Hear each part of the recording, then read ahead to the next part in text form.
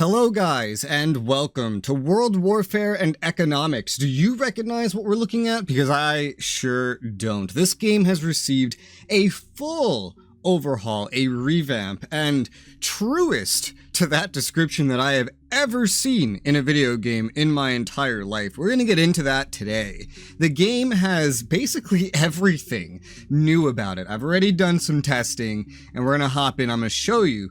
This is a successor to my first look at World Warfare and Economics. This is my first look at the new World Warfare and Economics, which will be a lot closer, maybe identical to the release version, essentially, as they did say on their forums on Steam, that they will be making this the final major update before release, which I assume would have its own update. This video is sponsored by the developers Okron Studio, and I'm glad it was because it inspired me to take a look at an update that I have now a lot of things I want to show you from. If you don't already know what World Warfare and Economics is, it is a geopolitical grand strategy game, as we saw last time, very close to the Superpowers series, very similar in gameplay by media commonly compared to Geopolitical Simulator, in case you're familiar with that as well. We will take a look here. Already, the menu looks incredibly different. Incredibly different. We did get the UI scaling option. This is something that I requested. I had a complaint about this in my previous first look. We now have that. It is a slider. I have noticed some slider-based introductions, such as here with anti-aliasing, which I actually had this set up and it forgot that I had it set. That's something they'll have to fix. I would prefer that this not be a slider where I do not know the values. I would prefer this be like a setting where I could select exactly what kind of anti-aliasing I want, exactly what amount of scaling I want, but the inclusion of these things is pretty great.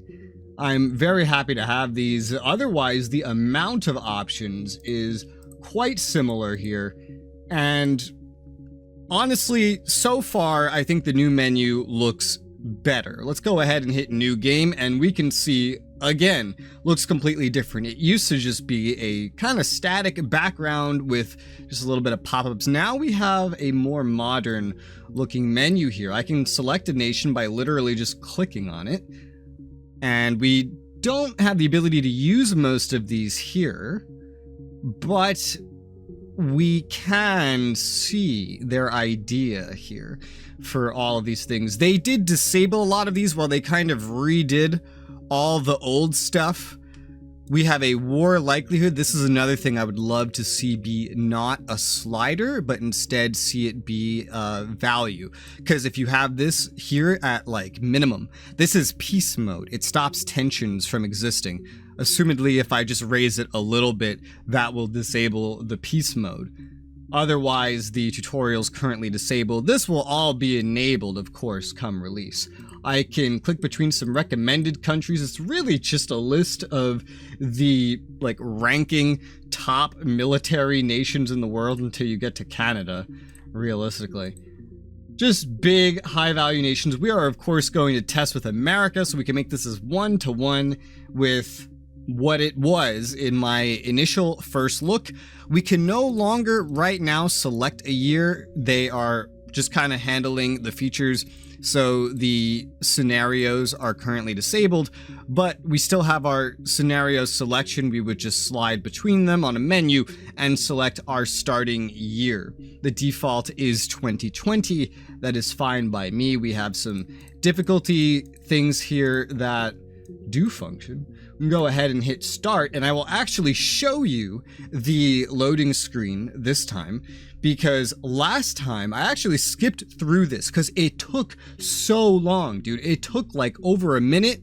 It took a while, and it was kind of traumatic because of the intense loading process. Look how quickly that loaded, and I have it installed on the same drive. Haven't reinstalled the game, nothing. Just load it up. Just like that. And this is one of the big improvements to the game that the developers have claimed is vastly improved loading times, as well as a more than halving of the memory consumption of the game from roughly 8 gigs down to 3.5, which I can confirm is exactly what has happened. There are touted performance increases as well. Honestly, I haven't noticed those. The game already performed really well. Last we looked, we saw the game performing at 120 FPS as I had it capped. I have it capped to 90 FPS right now. And one thing I will say is, with the anti-aliasing slider max, which is why I don't really know what exactly it is, we would not sustain that, especially at this zoom level, because right now I've just gone under my 90 FPS down to roughly 80 FPS, 100% GPU usage on a 7800 XT. Something about this anti-aliasing that they've implemented is very, very demanding, though you can still see some aliasing there as I move around the camera.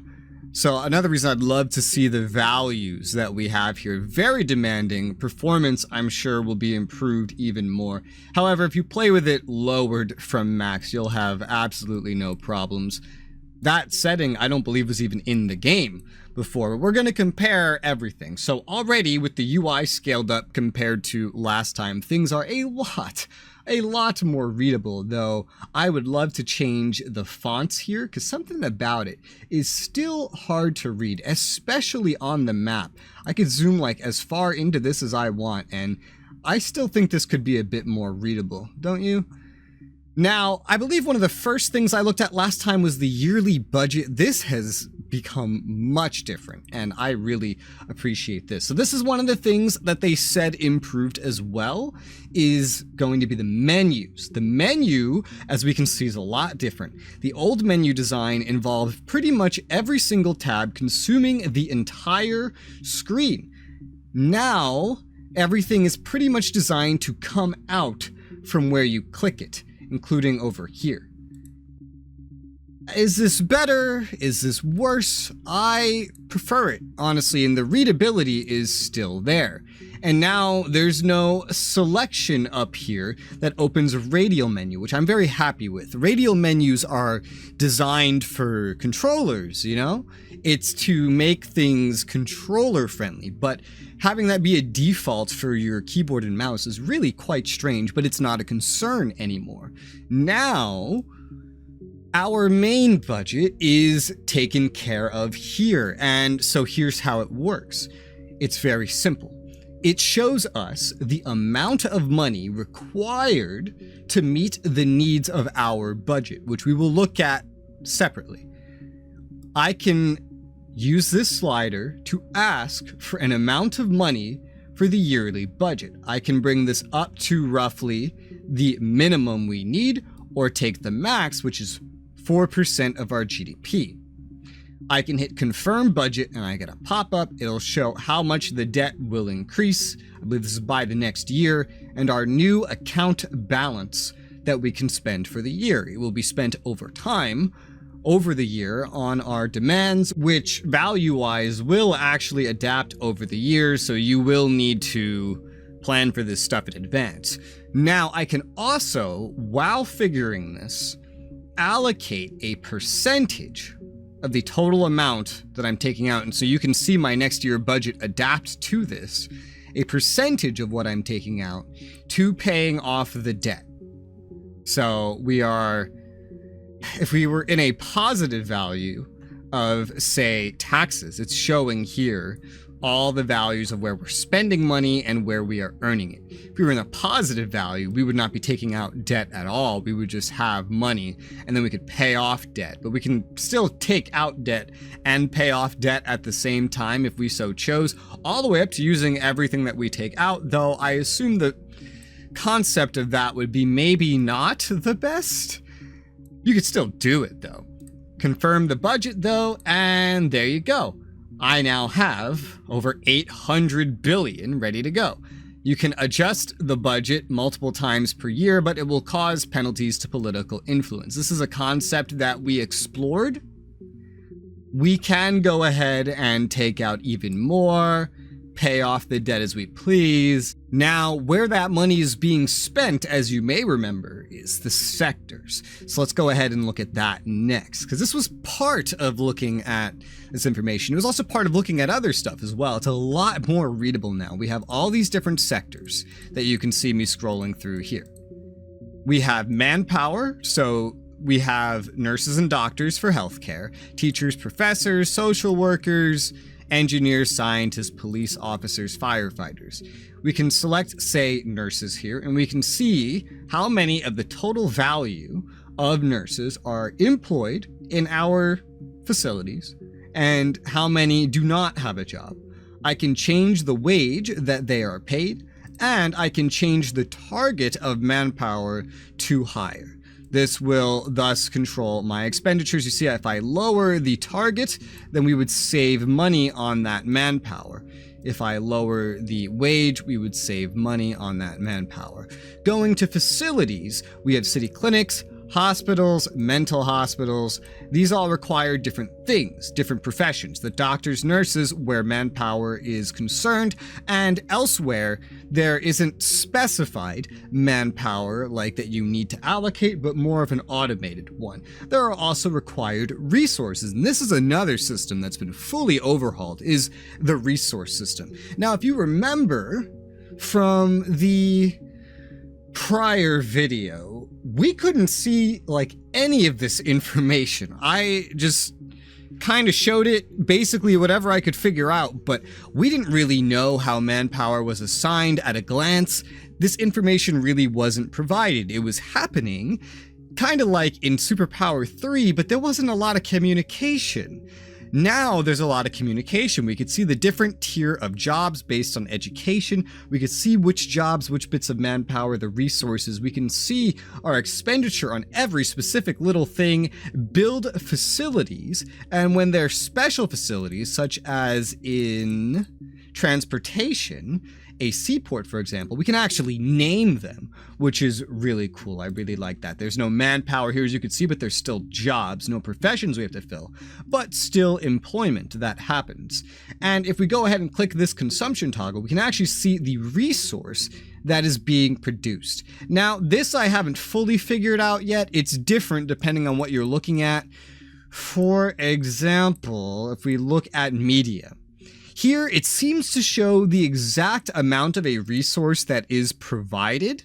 1 megabyte, 10, 50, 300. That seems to be what is provided. This is the demand. This is the resource provided. Each one of these provides a different amount of internet speed, and then we can have a positive or negative value, essentially. Very easy to read. If we do go back to, say, health, we can see it producing all of these different things: hospitalization beds, ICU beds, mental beds. These are the demands. These are the resources. See, we're negative on mental beds. We are positive, very much so, on hospitalization beds. But 2.8 million? That doesn't seem to be the amount that one unit will produce. That appears to be probably the maximum amount being sourced from this category in general. That's what it seems to be, if you ask me. So some standardization there would be kind of nice, but this is how you can do. You just build it. It'll show you when this stuff will finish as you please. And we even have laws. We took a look at these laws. We saw the voting process, but we didn't really have any information, as you might recall, on how any of this worked, what it did, really. We could just see that we could do it. For example, if I want to go to, say, media, we can see the content of the internet. There's different tiers to this. Allow all content, restricted content for children, restricted content for all population. We can see very clearly what this will affect stat-wise. There's liberalism, economic growth, unemployment rate, and democracy, and the expenditures associated with it in entertainment as well. Apparently, prostitution's fully legal in America. Did you know that? I didn't know that. Legal under government restrictions, banned completely, and what it affects. Separately are the policies that are enabled rather than having options to choose between them. So CCTV cameras in public, for example, if we activate it, it shows that the crime rate, liberalism, cybersecurity will change. There are some inconsistencies with this that I have noticed. For example, it is successfully showing crime rate as improving when it goes down, but there are some areas where it'll show a positive value as being green and a negative as being red, regardless of the context. It's all over the place. This is an example of where it's showing it a little more logically, where the better the result is being shown as green and the worse is being shown as red. One example of what I'm talking about is with health insurance here, where as I increase it, you can see the poverty rate is going to increase. That's not good. Nobody wants that. So I don't understand why it's green, showing it on the rise, whereas these values, as I just showed, would have showed it logically in a different section of here. I believe this is just a bug that will get ironed out, but I figured I would point out this. It's just so nice to have these values in general now, because before I couldn't really comment much on it at all because I didn't know what any of this stuff did. Now I can see exactly what it does. We can get a graph of budget allocated. There's efficiency, which honestly, I can't figure out what that does. I think it's just a total rating of the amount of jobs that have been filled. That is my assumption. Each sector will show you what the game deems as relevant stats to be shown alongside it, which will also be affected by all the things you do. As we've seen, it showed all that stuff. So this is simultaneously like 3 or 4 different sections from the first video combined, all now narrowed down into one much better looking UI menu where I can show off all this information. Way improved that I didn't even know what some of it was the last time. Now, next, let's take a brief glance at, let's say, the military, because there's some big changes here. Still, we can go ahead and manufacture some land units, for example, air units. We have the different presets to start. And as you might remember, this, very much like Superpower, has its own unit designer, but whoa, look at how different this is. Now we don't have medics and infantry and all those other things. We have stats, just like Superpower. I really prefer this. The other one, I had to figure out what I was even doing and what all of it meant, because there was no tooltips, as you might remember. Now, there doesn't really need to be tooltips. There's all just self-explanatory stats, such as attack value, speed value, HP value, and anti-air value. This is for a tank unit. Now, it is different. If we go to air, there's more. There's electronic warfare, range, missile capacity, interception, maneuver. Interception's like interception of other planes, I believe. And maneuver would be dodge, bombing. So there's just stats, which I really, really prefer, because instead of needing to figure out what different unit names mean to then make a unit that you want, which could be misleading if you didn't figure out what I figured out, now it's just as plain as can be. You raise the bar, you spend money. These tooltips need to be fixed. This is not all unit ranking within our inventory, but you get these values, you get the money that you will spend. This is the total combat value of the unit. This is how long one would take to make. You can design, you can even upgrade existing designs instead to make these marginal improvements. The maximum value you can select is actually based off of, and I guess this is a good segue, your technology, which this is way easier to read than what we were looking at before, man. It's not even a comparison. We can narrow it down to engineering or military. There's going to be space stuff coming soon still. I can, at a glance, with tooltips, see what every one of these techs will do. But for example here, land unit designer max attributes up by a percentage. This will raise the total value that we could ever make of all of those attributes in each of the designers. Research works pretty simply, simpler than before, similar, but simpler. I understand it a lot better. We can have 2 techs researching at once. We have the ability to just hit research and with absolutely no budget, get this done by 2025, mid-2025, or I could start spending the indicated value of money, and that research date just gets closer and closer and closer. See, there is definitely some loss of efficiency as you go on, but the more you spend, the more speed bonus you get, and I could complete this as soon as next year if I'm willing to spend 4.1 billion on it. I could sure afford that, and then I can just push the research along like that. There's also scientists and engineers, research speed total that will influence these things. Scientists, for example, can be allocated towards your nuclear program.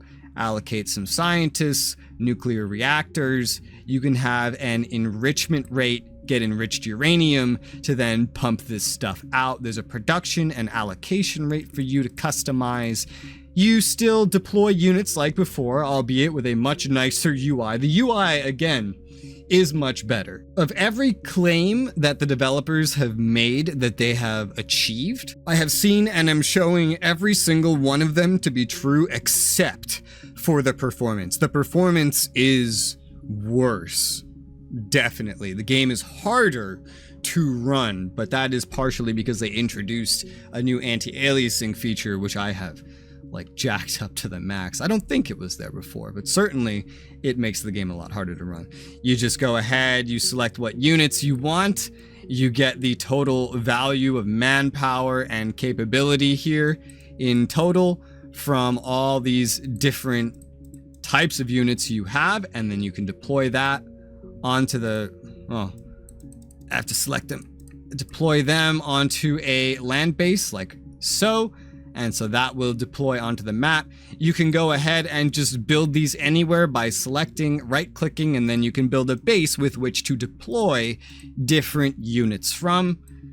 You can see your units while they are on the map, though the UI on the map proper is nigh unreadable. That really needs to be improved. That's with max anti-aliasing, which is maxing out the usage, remember, of a 7800 XT at certain zoom levels. That is crazy. At 90 FPS, not even the 120 I did before. At the very least, we have some very helpful tooltips showing me everything I would need to know and everything I would want to know in a very functional way. Very, very functional. With my UI scaling at max, definitely looking really, really good. And just as a note, this is being recorded on a 1080p monitor, 27 inch, so the PPI is very low. Text should be very big as a default. I think this should probably be the default scaling, if you ask me. And then you should be able to scale it up even more. That would be my preference. I don't know. You guys feel free to interject any of your thoughts in the comments below. I'm sure that's exactly what they're wanting to hear to begin with. Now we can go to economy. We could see our budget in case you want to see that again. We can see our taxes. We have a bunch of different taxes we can implement. You can see the value of money that will change, but that is the only thing you can see. As you start raising taxes, it tells you that there will be severe penalties to happiness and migration. Personally, I would like to see these changes. One downside I have with something like Geopolitical Simulator is I just have to guess. I have to guess what it will do. I have to learn what it will do from experience. Something on my bucket list for a release version of the game would be to have this screen show what will be affected. Show me the stats, just like we have now in the sectors. This is brilliant. The way that they now show all the different effects here. Very a la Democracy series, kind of like that. This should be the standard, I think, for the rest of the UI. I would love to see this kind of thing, and then let me hover over and then get more information on what all this stuff is. Just in case I didn't already know it, that would make it a lot more accessible for beginners. I think we're really going in the right direction here. I think it's a huge improvement from the first video. Now, world market, we can go ahead and sell military units and resources, though items being sold on the world market will be sold at 50% of their price, whereas if we go right-click a nation, open this up, I can actually get a trade deal going where I can export or import different things publicly or secretly. We have resources here, but we can also do an arms deal as well, where I can export either from my inventory or I can manufacture for them. This is something we've seen. Different things in my stocks. We can see their chance to accept, which is based on the price that I charge for each unit, and then the amount that I try to sell. It'll show the GDP impact, which basically just says, are you selling it at a high enough price? If you're not, it's going to hurt your GDP because they'll be making the product for less than they would be making it for you. If you can get a better price, it will be good on your GDP and your revenues will benefit as well. The delivery date will be determined by the amount. You can even go ahead and license it out as well. The higher the price, the greater the value, and thus you can have a positive GDP impact as well as some good revenues by just licensing out the ability to make the unit for that country if you trust them with that. Diplomacy here is very streamlined, very simplified. We can invite to organizations, very simple, offer loans if we want to go ahead and try to make a profit off of things. We could see we can ask for a certain interest rate, a certain amount we go ahead and try to give them. They're very happy the more that we give them. In fact, they're also very happy the longer we give them to pay it off, more likely to accept the deal. The total return payment with an interest over that period of time, and the payment over time. The longer they have to pay it, the more we get total over a period of time, but the less we get instantaneously. The value of the money might change over that period of time. We can use envoys to try to improve our relations. We can see what is affecting our relations. It's really cool. A lot of different stats that we can get some tooltips on, which is very nice. Loving the increase of tooltips. We can set up intelligence networks in different nations. This UI is a lot more simplified. This is something that they bragged about as well, is having that. We can go ahead and look at organizations that we are in, as well as seeing their exact functions and what they achieve. For example, the Rio Treaty, as well as NATO, serve to achieve a defensive pact. However, the Rio Treaty also improves cooperation, so relations between all nations involved. We can see all organizations that we are not in to try to join. With the scaling, some of these things get a little cut off, as we could see. That could do with some improvement, probably. And at some point, we'll be able to create our own organizations. That I would definitely be looking forward to. Going back here, we do still have this passport system, and this is way easier to look at. Man, do you remember that screen? It was cool, the graphics with all the passports, but I didn't know what the heck I was looking at. I was supposed to recognize the passports. Remember, I was so confused. I had no idea which passport was which. Well, now I don't have to. The graphics are still there, but we have the name. We could sort by their policy towards us or our policy towards them, or relations, name. So I could sort by relations, go down to the bottom so I could see, for example, we are banning Russians from our nation. We're banning like travel, but they have just visa required. We could change ours. We cannot change theirs. We could request them to change theirs, but we cannot actually change theirs. It would be cool for, like, I don't know, a way to highlight inconsistencies. Like, if I could add any one thing, it would be a way to show me things where it's not one-to-one, where our policy and their policy is not matching. That would be kind of neat. But this is way better. Way stinking better than what we had before. I'm not quite sure what, like, the green, yellow, red here is. I assume there's some spectrum. It does seem to be, like, I think it's the coloring here. Get out of there. Spectrum of these colors. I assume that's what the green, yellow, red is these colors here. I'm not sure. So that's separate by our policy and their policy. Some tooltips to clarify would be useful, certainly, but I definitely love the improvements they've made there. That is way, way better. When actions happen in the world, we could see them all nice and simple. That can happen over here too. We can also see offers being sent to us. This layout actually reminds me kind of Supreme Ruler in terms of the layout, so it's very familiar. And yeah, as we could see, me lowering the war value in the beginning just a little bit enabled tension. It enabled war, but we could see the actual modifiers here on war likelihood, world relations, tensions, etc. These values are good. This is what I want to see when I set that value on the main menu. Developers, take note of this one person saying this, because I bet others will agree. I would love to see some amount of these values on the main menu and have it as presets at set intervals instead of the bar. I don't need to set it in percentages of like 0.00 as we see 45.74% war likelihood. Let me set it in intervals, like 0% is like normal, and then minus 25%, minus 50%, or 25%, 50%, 100%. I would love to set it like that. That would be amazing. That would be so good. We could sort by disasters so we can see tension and all these different things that are affecting different things. The disasters is cool. I actually haven't seen this. This is kind of cool. So we can see the most impoverished nations, highest famine, top carbon polluting. Just ignore this.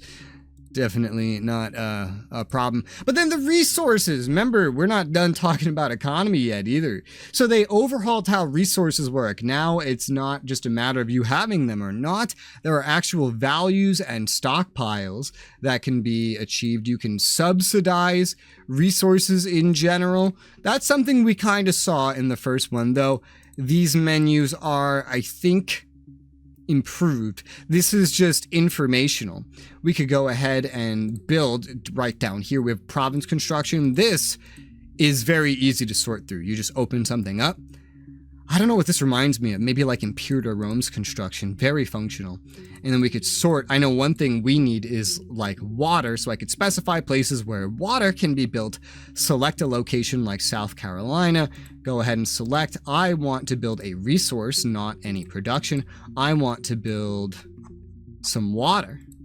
And then I can go ahead and make different water facilities, which will amass these different resources. One thing, like America starts out with not enough water, so a lot of their industries have issues because of that. Well, now you can go ahead and make these different resources, buy these different resources, well, on that world market, for example, but also you can have these normalization agreements, which leads to trade agreements. From what I've seen, these trade agreements will help with the trading of goods.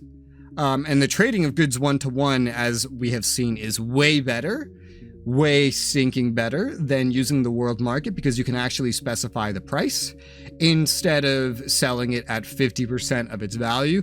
Probably buying things from the world market would be pretty good. Selling them there, probably not. But eventually, economy and military agreements as well. I would like more information on really what this is. And it starts with the embassy. Like, looking at this, I don't know what the normalize agreement does. I don't know. I could see the success if I send envoys and how much money the envoys will cost, but I don't know what this does. So some tooltips and information here, just like we're starting to get in the rest of the game, would be good. I'd love to see that change push its way here, and that would be pretty great. As any good grand strategy game needs, we also have some stats and rankings that we can sort between. As if the stats we already saw weren't enough, we could also compare it to other countries, which this is what everybody wants to do, right? India is the #1 military power. I'm assuming that's because of infantry, but even then, that is a surprising thing. I wonder what numbers are ranking that. India, okay. Anyway. At the bottom left, we do have the different military map modes here that we can sort between as well. We can draw now. It shows tactical lines. That is new to this. One button to retreat from all battles and an instant deploy, as well as something right here to launch ICBMs, which is really cool. Sort between the different unit types that we're looking at on the map. Cool, very cool. Of course, wars are still a thing. We can still insult with these different insults, still have the comical paragraphs that we saw before. Embargoes, declare war. We can go ahead and select our goals. For example, if I wanted, say, Baja California, I wanted to invade to conquer this, it'll show you what these are when you click them. I would like to see what they are when I hover over, quite frankly, because otherwise I'm just going to be clicking at random until I find what I want. But yeah, I can select, for example, Baja California, and then I can declare war after comparing the information between us. Go ahead, declare war. And based on what I selected at the beginning, for the peace conferences, we either will have it automatically resolved, or we can have it actually use the peace conference UI, which right now is disabled while they have been revamping everything. So can't wait to get that back, because I really, really liked those peace conferences. It was really easy to use. The nations were usually pretty amiable to negotiate. So I was very happy that was a feature. I definitely want that back, developers. Give that back to me. I demand it. Thankfully, it will show you like a little pop-up of if there's units under manufacture or not, because there's kind of like a budget just to having these here. You always want them to be making something, otherwise they're being wasted. So selling them or using them for yourself, modernization, I don't know, will be important and part of your budget, your economy to figure out. We can see there's like this fog of war effect over the different countries. Instead of just a darken effect, it's like an actual fog, which is kind of cool. But I think I've gone through basically everything, if not everything, that I went through in the first video, and then some. Not just because there's been improvements separately to things I didn't know would be improved, but there's more, there's new things. So I want to hear your thoughts in the comments below. How do you like this update? Do you like the direction the game is moving? Are you excited for release? Do you own the game? Just let me know your thoughts. The developers will hopefully be able to get a look at them as well. Hope this video was helpful to you, and I can't wait to come back to this game in the future. For now, though, thank you guys very much for watching, and I'll see you on the next one.